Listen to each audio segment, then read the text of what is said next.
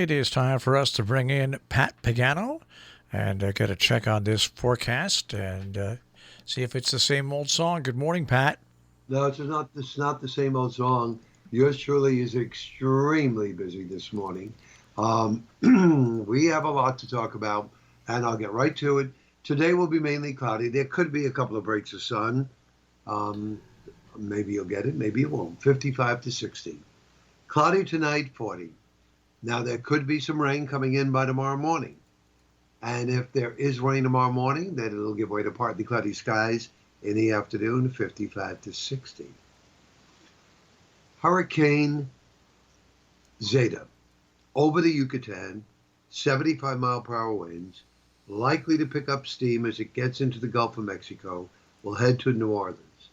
As it heads to New Orleans Wednesday night, the low that has been bringing snow to the southern Rockies moves east, and the two of them shake hands.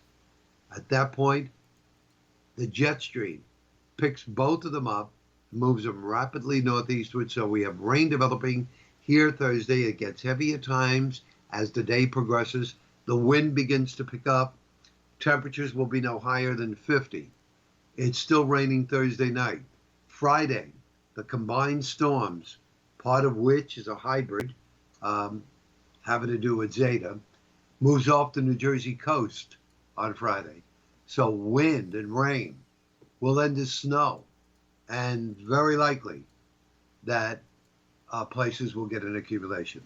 How much depends on how quick it changes over to snow. We start at 40, fall into the 30s on Friday, and then your trick-or-treat is fine. It'll be sunny with highs around 50, close to 50, and then it will cloud up again on Sunday with another chance of rain. So there you have it. So now, what are your gut feelings for us with any possible accumulations at the tail end of this? Well, it all depends on how quick it turns over. It's Tuesday for Friday, 4 days out. A lot could happen. If it were to change over quickly, we could see several inches.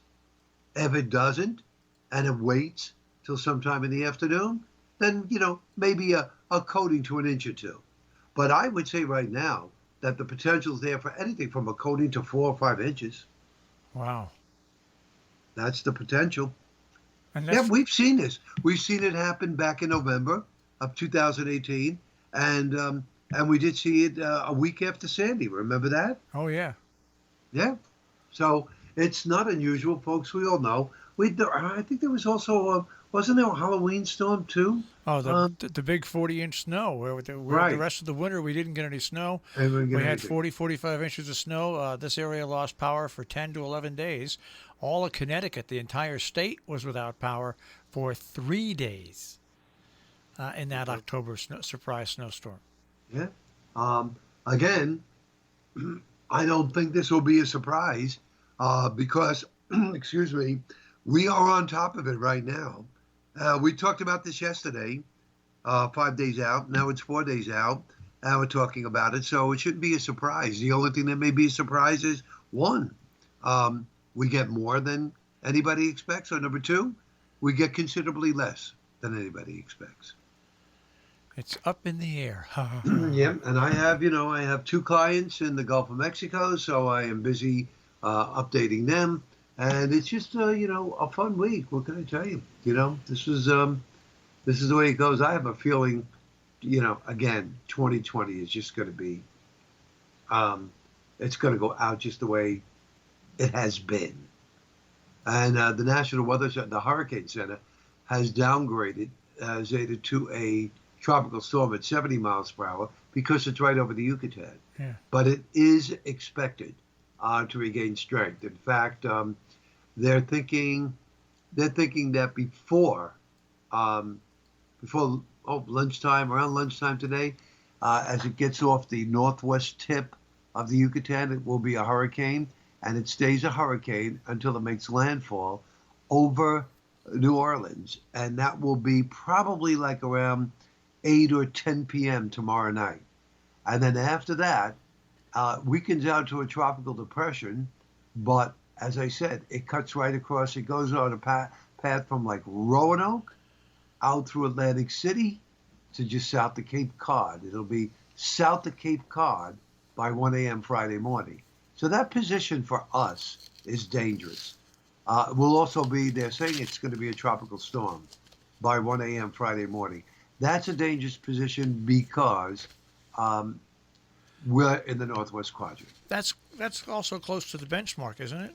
It's right on the benchmark. And explain to people what the benchmark is. 70-40, 70 longitude, 40 latitude.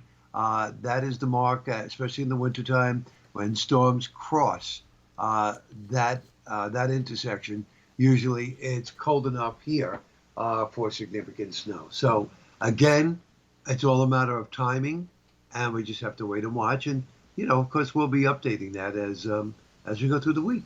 Wow. You're just gonna love. You're not gonna love Thursday, and of course, you're not gonna love Friday. So I better find my my ice walkers, my cleats that I put on the bottom of shoes and stuff. It wouldn't be a bad idea. I got to find them. I got to find my my snow brush. And I've been putting off. I need 4 tires on my 4x4, and I've been putting it off. But I guess I should change that too. Yeah, I would do that. I mean, I've been putting it off because to get a set of 4 tires now is going to be $600 to $1,000, depending on what I want to do with the all weather tires. And I've been putting it off and putting it off and putting it off, but I guess I can't put it off any longer. Gee. I know. What can you do, Pat? There's not much we could do. We just have to watch it and go from there. And that is really about it. Anything new on your side of the fence? No. Halloween is what, Saturday night? Saturday, yeah. And the snow we might get will be Friday afternoon, right? That is, it could be Friday morning. Friday right. morning. Yeah, depending on when it changes over, right? It could be either or. So if we would say we get several inches of snow, it'll probably still be around on Saturday night. If we got several inches, yeah. But also, we are forecasting sunshine on Saturday with highs of 48.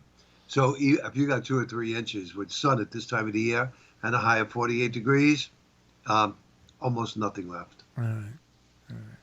And if you get less than that, there certainly will be nothing left. I was one of those kids that I never used to like to go out for Halloween. I never used to like to. First of all, I'd always get firecrackers. You know those little small firecrackers?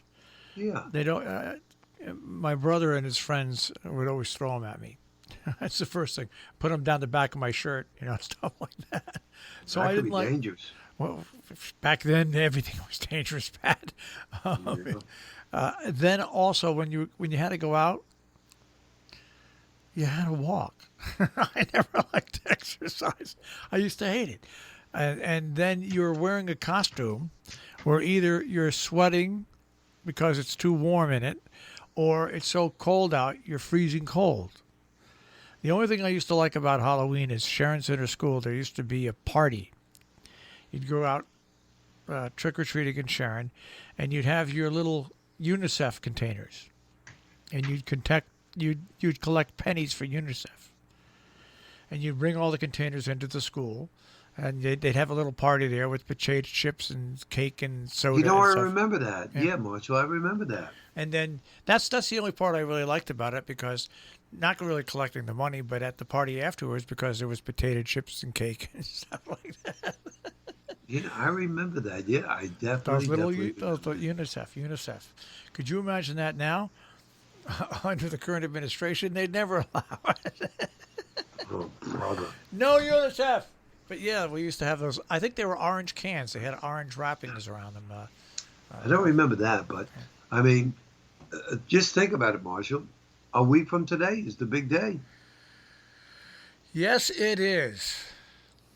I wonder if, I doubt it, but I wonder if we will, let's put it this way, we'll probably have an idea of the results Tuesday night, but I have a feeling we may have to wait a while. Well, I think I'm going to go out and buy the strongest marijuana I can find and just start smoking it Tuesday afternoon, so I pass out and don't get up until Wednesday morning. Oh, Because you don't want to watch the elections? I don't want to watch the elections. I don't want, but you know what? It's like my father. We used to watch as kids. Remember figure eight demolition derbies? Yes. My father never understood that. He said, Why are you watching something where you want people to crash?" Well, election night is kind of like that. Why are you sitting there and you know you have to get up at 3:30 the next morning, but you're sitting there and you just can't turn it off. You just can't turn it off. I did last year, thank God, at about 9 o'clock. But this year, like I said, I think I'm going to get pretty tanked up and just miss it all and just see what happens when I wake up on Wednesday morning.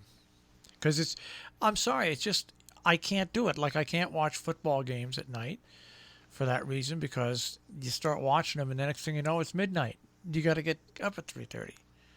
So I think election night, I'm going to take off. I'll just make sure before I do anything, I make sure I vote. Yeah, I know. Friends of mine that live right by here, they said, "Oh, maybe we'll have a little party. We'll watch the elections Tuesday night." I said, "Have a ball. Have a party.